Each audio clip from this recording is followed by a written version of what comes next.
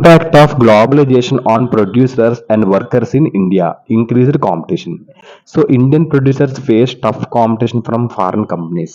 So ఈ క్వశ్చన్కి అర్థం ఏంటంటే అమ్మా, గ్లోబలైజేషన్ వల్ల మన దేశంలో ఈ యొక్క యజమానులు మరియు కార్మికులపై పడిన ప్రభావం.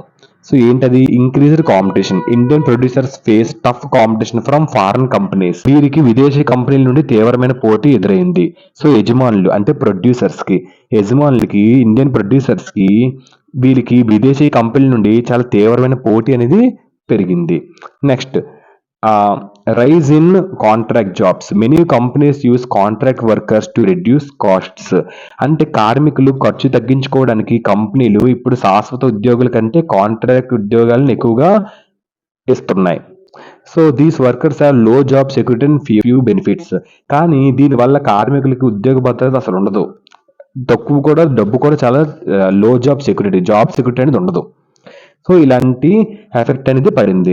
గ్లోబలైజేషన్ వల్ల మన దేశంలో ఈ యొక్క ఇండియన్ ప్రొడ్యూసర్స్ కార్మికుల పట్ల ఇటువంటి ఎఫెక్ట్ అనేది పడింది. నెక్స్ట్